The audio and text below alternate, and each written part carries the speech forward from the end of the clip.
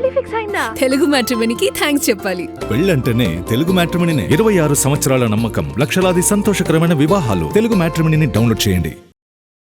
రజనీకాంత్ నుంచి మొదలు పెడితే భారతీయ జనతా పార్టీ రకరకాల రూపాల్లో రకరకాల ప్రయత్నాలు చేసింది.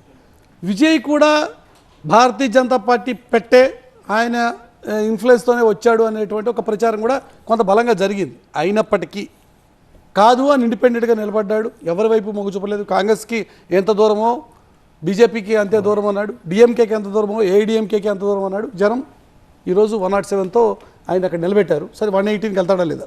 118 కావాలంటే బీజేపీ ఖచ్చితంగా కొంత ఏదైతే విజయ్ ఎన్నికల సందర్భంలో చెప్పిన మాటలు ఉన్నాయో, నేను హిందుత్వవాదిని, నాకే ఇబ్బంది లేదు, నేనేమి ద్రవిడ పార్టీల వైపు వెళ్ళను అని, ఆ మాటల ఆధారంగా బీజేపీ ఇప్పుడు విజయ్ని అట్రాక్ట్ చేయొచ్చా? ఒకటి ఎప్పుడు కూడా తమిళనాడు పాలిటిక్స్ మనము ఏఐడిఎంకే కానీ డిఎంకే కానీ మనం జయలలిత గారి గురించి కానీ లేదా అంతకుముందు కరుణానిధి గారు కానీ లేదా ఎంజీఆర్ కానీ వీళ్ళందరినీ గమనిస్తే ఎప్పుడు తమిళనాడు పాలిటిక్స్లో వాళ్ళకి ఏంటంటే వాళ్ళ స్టేట్ ఇంట్రెస్ట్ అనేది చాలా ఇంపార్టెంట్.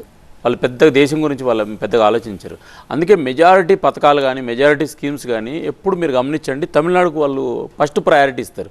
ఏదైనా ఒక రిప్రజెంటేషన్ ఇవ్వాలంటే మిగతా రాజకీయ పార్టీలు ఒక రాష్ట్రంలో అందరూ కలవాలంటే కలవరు, అసలు డిన్నర్లు పోతేనే ఒప్పుకోరు. తమిళనాడులో ఏంటంటే ఆ రకమైన కల్చర్ ఉంటుంది.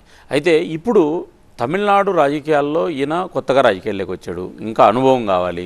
ప్రభుత్వం నడపాలంటే అంత చిన్న విషయం ఏం కాదు. ఖచ్చితంగా కేంద్ర ప్రభుత్వము అభివృద్ధి విషయంలో ఈరోజు ఏ పార్టీ ఉన్నా కూడా సహకరిస్తుంది. నరేంద్ర మోడీ గారు డిప్లొమసీ ఎన్నికలు అయిపోయిన సపోర్ట్ చేస్తారనే విషయాన్ని నేను చెప్తున్నా. బీజేపీ సపోర్ట్ చేస్తుందా లేదనేది బీజేపీ పార్లమెంట్ బోర్డు ఎన్డీఏ నిర్ణయించేటువంటి. పెళ్లి ఫిక్స్ అయిందా? తెలుగు మ్యాట్రిమోనీకి థ్యాంక్స్ చెప్పాలి. పెళ్ళంటేనే తెలుగు మ్యాట్రిమోనీనే. 26 సంవత్సరాల నమ్మకం, లక్షలాది సంతోషకరమైన వివాహాలు. తెలుగు మ్యాట్రిమోనీని డౌన్లోడ్ చేయండి.